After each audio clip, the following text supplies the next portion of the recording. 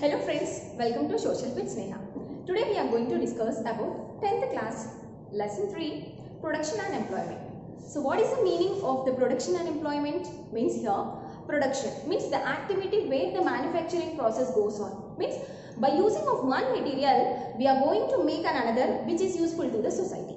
Coming to the employment. Employment is the most important thing because with the employment the standard of living of a people is decided. Then the standard of living of a place is decided. Overall, the standard of living of a people in a country is decided. So here, the production and employment are having a close relation. Without the manufacturing process, employment opportunities will not be. So here, there is a close relationship between the production and the employment.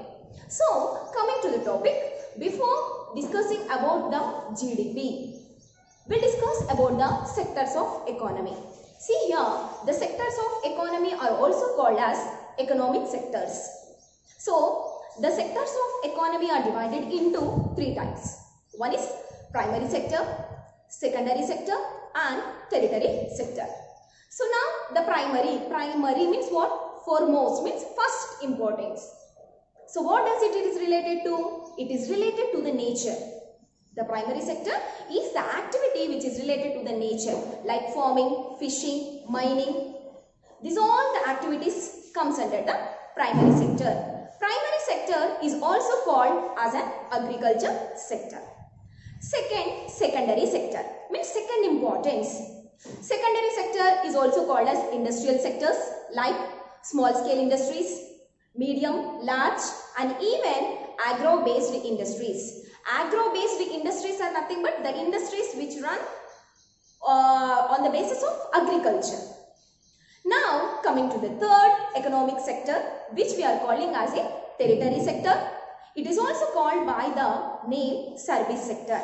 See here, when we compare to the primary sector and when we compare to the secondary sector, service sector is somewhat different. Means here, we will not produce anything or no manufacturing process goes on. This is only the sector which is related to the service oriented.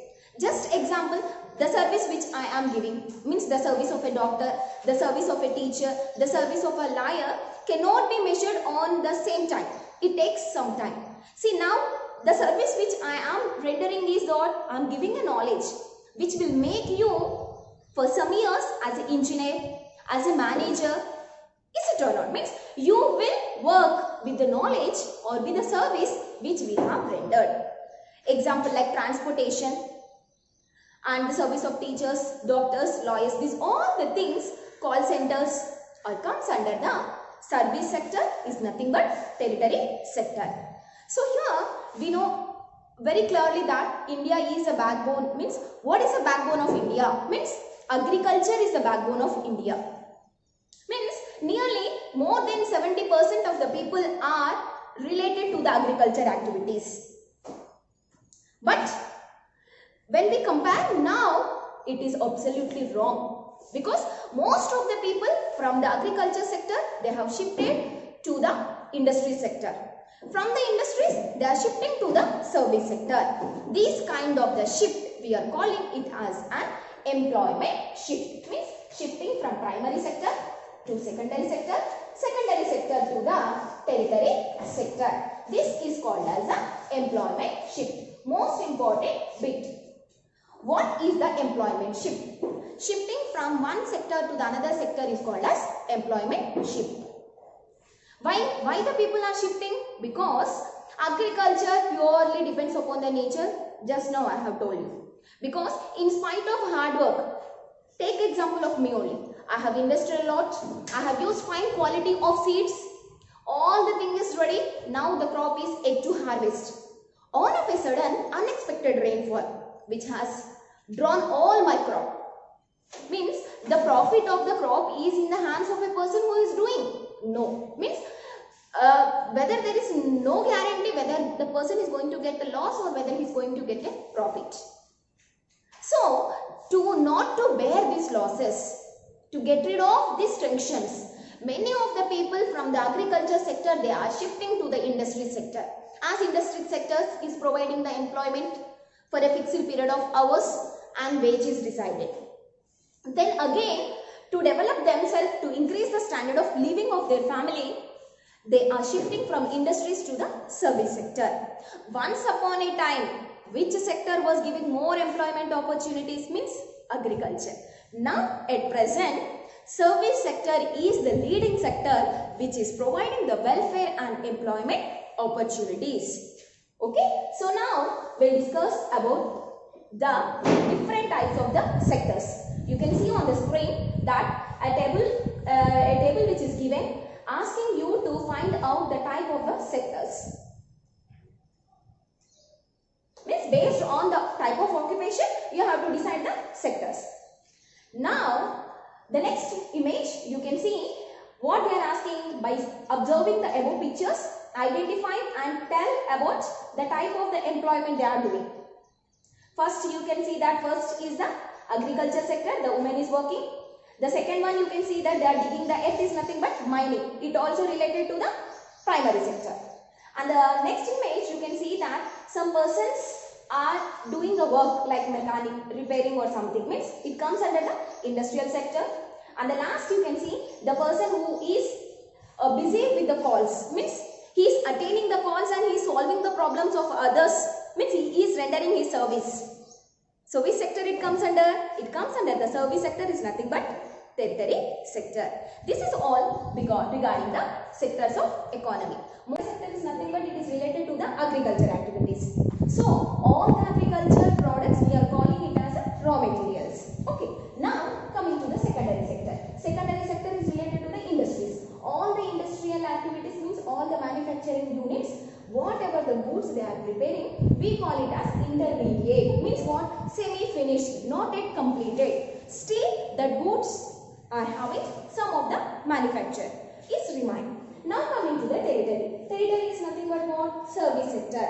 Service means service oriented, like transportation, which we call as final. Means this service sector acts as a main link to the industries and to the agriculture, because transportation from all the agriculture like sugarcane. When we talk about the sugarcane is the agriculture product.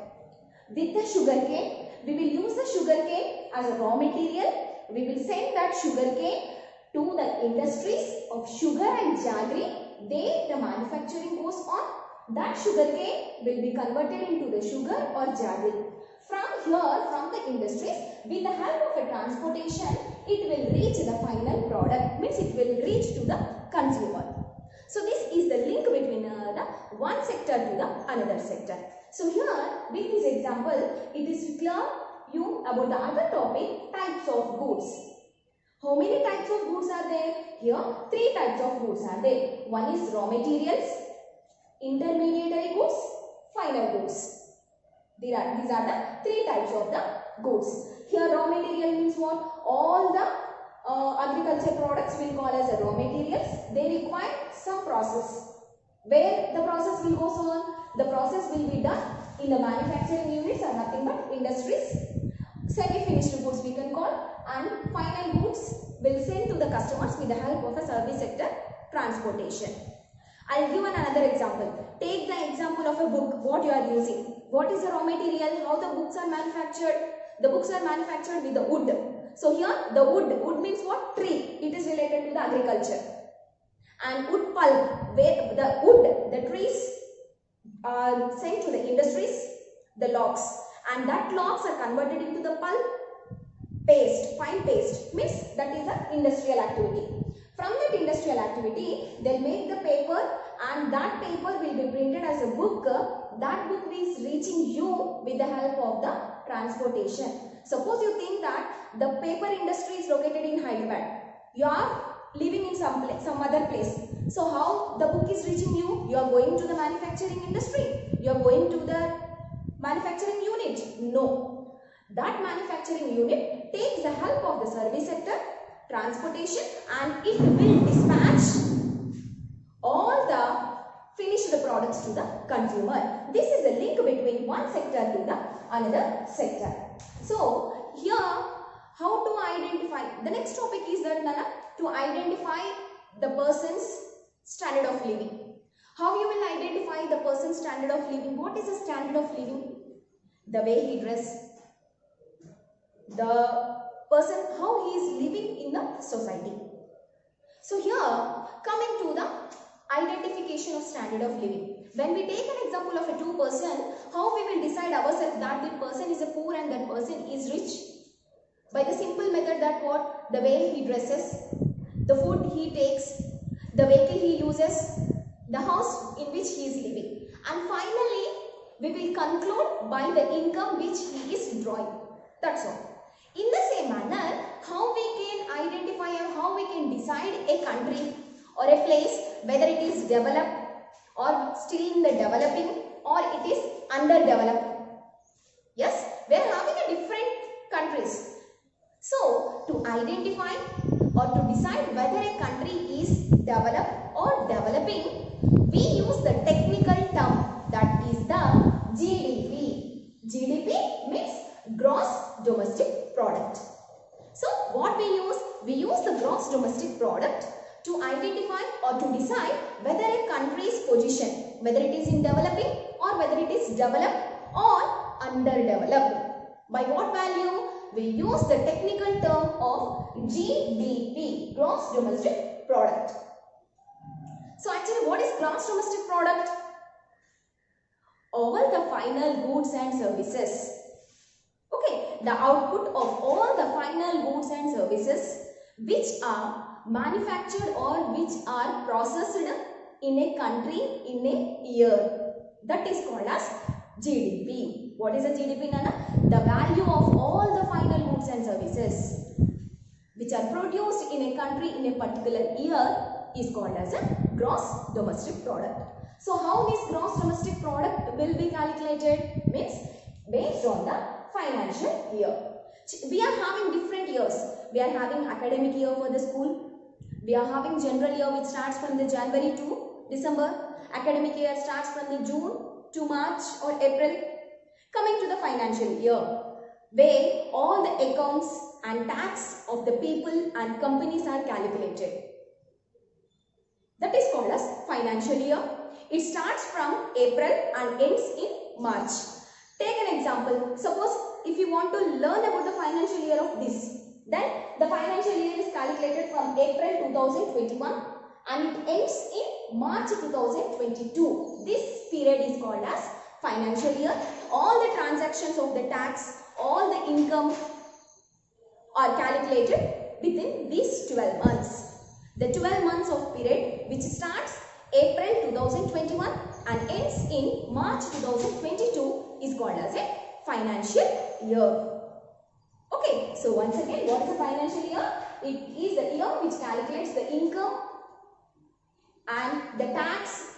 It maintains the record of a persons and even companies.